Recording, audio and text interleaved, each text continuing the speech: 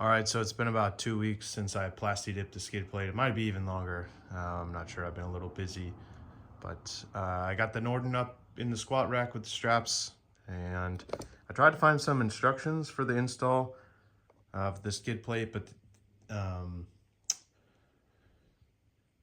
the only instructions I could find were without the center stand. So I went over and took some pictures of my dad's bike, and we'll figure it out. It's just a couple of brackets, and we'll see how it goes. So we're gonna start with removing the old stuff, and hopefully it's not too bad of a process. All right, there's the stock plate, the side panels, whatever you want to call them. I had vinyl wrap those in carbon fiber to make them look better. That's why they look like that. Pretty easy to take off. Looks pretty funny without any protection. Let me try and get over to this side. Sorry for the bounciness. But there it is. I still think these bikes should be made with frames that have the front saddle on them. It's crazy to have that big of a motor just hanging, in my opinion. But I'm not an engineer at KTM, so here we are upgrading the skid plate to give us some protection. So on to the next part. There's the plasti dip new skid plate, and we'll see how it goes.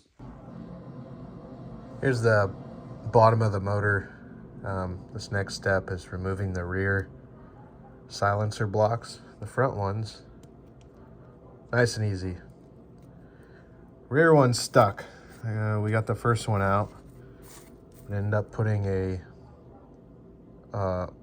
bolt in it with a nut, and then using that to get it out. And you see us all chewed up, and this is why.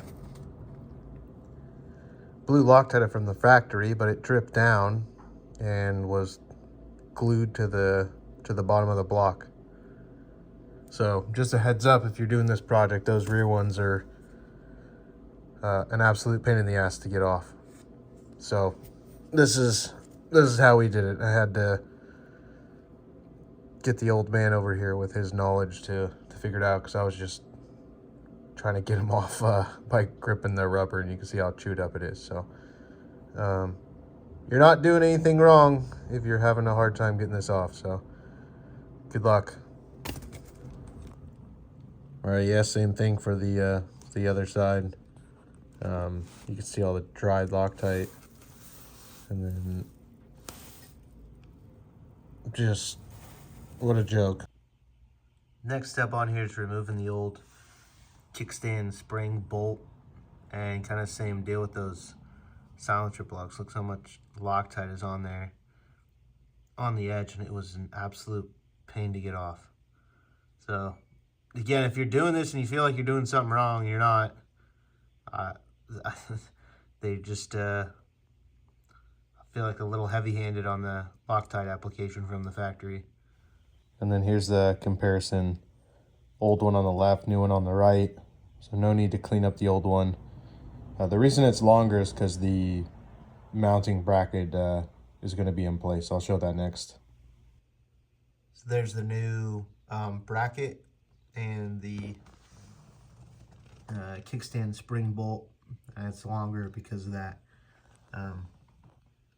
because of the bracket that's on there. And there's two bolt holes. You see, that's what's the new skid plate is going to mount to. All right, the rubber puck, or whatever you want to call it, rubber mount, that's original. You replace that from the back side of the mount of the other one.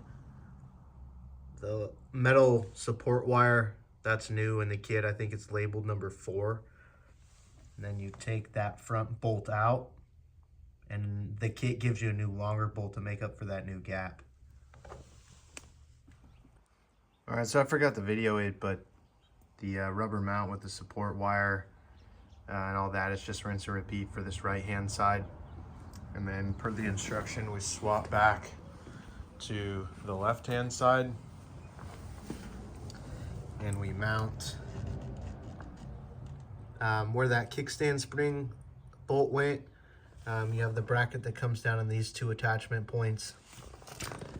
And then we start working around, torque down the these front four. After just fighting for your life to get everything to line up, I recommend probably using a jack stand. I was very stubborn and just fought it the entire way. And then on the bottom, I don't know if I'll be able to get it, those two rear screws. That's pretty much it. I'll have the instructions linked to the bottom. Make sure you follow all your torque steps. Don't tighten up anything until it says to, or else it won't line up. I'm gonna pull the bike out of the garage and get it outside so we can see how it looks. All right, I'm doing my best to block the wind, but we got the Norden out of the garage, the new skid plates on, and I think it looks really good. I'll be honest, it was not my favorite project. It was kind of a pain in the butt to get on and have everything line up. A little more time consuming than I planned for, but the end result is making up for it. I'm glad we plasti dipped it. I don't think the stock aluminum would look good, the big silver, but the plasti dip looks nice. Again, I'm sorry for the wind, but it just kind of is what it is. So here's a little walk around of it. It's got a few dinks in it already, where some layers have come off. There's a little dirt scuff that should come off fine. But we'll see how it holds up. I'll do updates on it as it kind of loses layers and I have to touch things up and all that kind of good stuff. But next project's coming up. I have the upper crash bars. I think they're DB. I can't remember the company name. They're from out of the country. This setup is what I saw on a Norden forum. So the upper crash bars with a heavy duty skid plate, and then I have the Rottweiler power plate coming up. So thanks for sticking around on this one. There'll be videos on the next two, and